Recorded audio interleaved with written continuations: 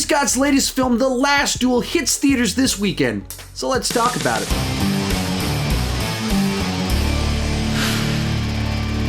The Last Duel tells the story of the final officially recognized judicial duel in France's history. It tells the story of a knight who accuses a friend and squire of raping his wife, and their duel will decide who was telling the truth. Now, the thing about this movie that caught my attention was that Ben Affleck and Matt Damon worked on the script for it. Previously, they wrote the script for Good Will Hunting, which won the Oscar for Best Original Screenplay.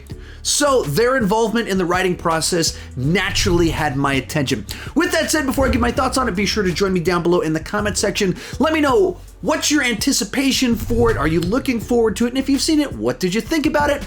And let's get started with the good. At its core, this is the story of a friendship that decays over the span of about 20 years. The movie establishes that these men were great friends that fought together, trusted each other with their lives, and then over the span of about 20 years, each of their own ambitions and character flaws drive a wedge between the two of them, leading up to the eventual incident involving the wife that leads to the duel. And it's just a fascinating look at how different people perceive of their actions and how we tend to overlook our faults and we tend to focus in on the mistakes of others. Structurally, essentially, the movie tells its own story from the perspective of each of the lead characters. So you play through it from one of their perspectives, and then it rewinds, and you see it again from this other character's side. And certain scenes are repeated, and other ones you just get totally different information that recontextualizes what you were shown before, and then it shows it from the third character's perspective, every time reframing your understanding of each of the characters and these incidents, giving you more information that you didn't previously have, that lets you see how one person saw something there that wasn't really there and how they were misinterpreting something, or how they had self-deception and convinced themselves something was true when it really wasn't. Likewise, there's scenes where you'll see it from all three of their perspectives, but each time it changes who says a specific piece of information, and the tone of the scene changes based off who we're seeing from their perspective, kind of mirroring the way our memories can change a little bit. And we think we did something when in fact someone else did it. And it creates this unreliable narrator where you're supposed to try and piece together what really happened based off all three accounts and trying merging them together to find what seems to be the commonalities of each of the versions of the story. And so it just makes for an interesting way to tell a story where you just really want to pay attention to the details of everything that's taking place to kind of get this fleshed out understanding of what really took place, why did this relationship fall apart, and who's really to blame for what's about to take place at the end of the film with the eventual final last duel. Another thing you got to talk about with the film is that it's just simply a great production. Of course, Ridley Scott is one of the most veteran filmmakers out there, and so the production design, cinematography, sound design, all of that stuff is just absolutely top-notch. Feels like you are transported into the past, into this different medieval world. And of course, the other thing that makes that work is there's a bunch of great performances here. Of course, Matt Damon and Adam Driver are just rock solid performers that always bring something good to the screen.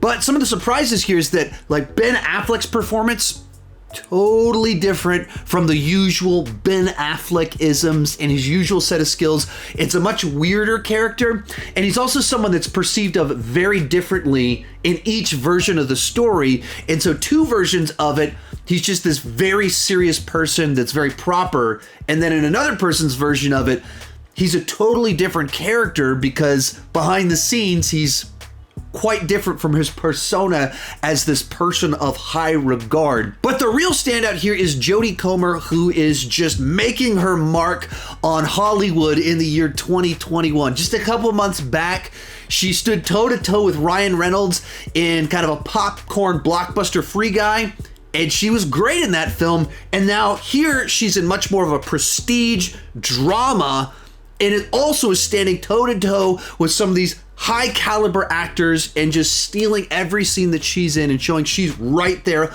on that same level with them. But you just believe her as this woman that's trying to be a good wife and finds herself in this really awful situation where she is the pawn in this duel between these two men, and she's afraid and she's a victim and so many more things, that she just brings that to the screen. So this is a story that if you're looking for like a complex drama that takes place literally over the span of multiple decades, and just watching how different people grow and change and perceive of their relationship to others, there's a lot in this film in that regard. But it's also a movie that had some faults in there, so let's move on to the bad. And the first thing to mention here is that this is a film that can try your patience a little bit, for the obvious reason that it tells the same story 3 different times. So when I was initially watching it, I went in not realizing the story structure, the gimmick being used with the storytelling. And it starts off and it tells you chapter 1, and then it plays out this versions of the story for about 40 minutes. And at the end of it, I was like, wow, this is going to be a really short movie. It looks like we're just about to the final duel. And then it goes, chapter 2, and we go back 20 years into the past and start over with our tale. And like, oh no, this isn't a short, quick movie. This is going to be a long movie. And while there are interesting details each time it goes through it, I never found myself bored watching it.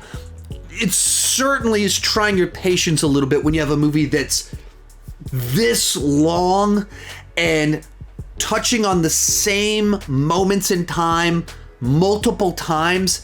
It's just a lot to take in. And on the one hand, it moves at a pretty brisk pace because each time it tells its story, it's covering 15, 20 years in the span of about 40 minutes. But at the same time, because it keeps resetting, that urge to want to move forward isn't there. So in another sense, it feels slow paced, because as soon as you get to the end of the first telling of the story, you want to see what's going to happen next, and then you have to rewind and see everything again.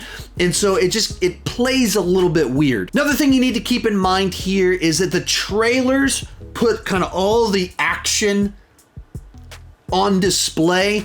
And so as I mentioned before, the 2 lead characters fought in wars together. And so there's some footage at the beginning of each version of the telling of them at war, and then Matt Damon's character goes off to war a couple more times. But it's just these individual little scenes. It's not like a big war movie. The big action sequence is the actual last duel that's at the end of the film.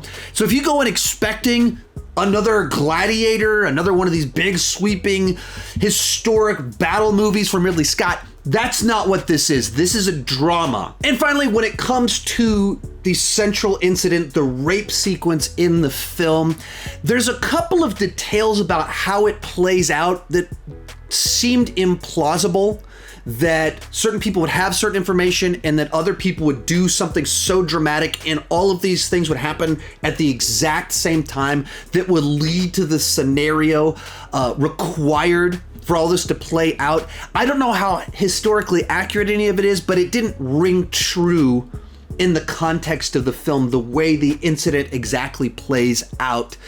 Likewise, there is a rape sequence in the film, and it happens 2 different times. It's not showing body parts, but it is a long sequence, and it is quite brutal to watch it. I don't say there's a good or bad thing. Perhaps this should have gone in the mix section, but you just need to know that going into it, there is a very difficult to watch sequence because of what's taking place on screen, though it's not graphically showing body parts. But to kind of that sequence, I kind of wish there'd been maybe more ambiguity or the handling of the different perspectives. I think there was more nuance to bring to that in light of the inherent nature, the conflict of the story. and they don't leave much to the imagination. It's pretty clear exactly what took place, who was in the wrong. And with doing the 3 different versions of the story, I think you needed to have more nuance, less definitive an answer when it comes to this information if you're going to do this 3 different versions of the story way of telling it. When you put it all together, The Last Duel is another solid historic drama from Ridley Scott. You have to go in realizing it's not a big action film. It does try the patience a little bit because it is retelling the same story multiple times, but at its core, you have a fantastic production with some great performances, in particular from newcomer Jodie Comer, who's making quite the name for herself this year.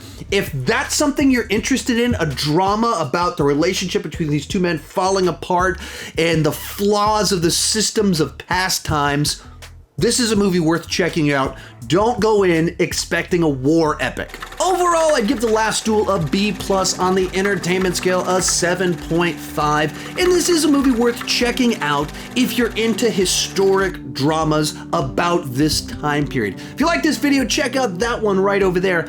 I don't even know what YouTube's recommending to you right now. Thank you so much for watching, and keep talking movies too much.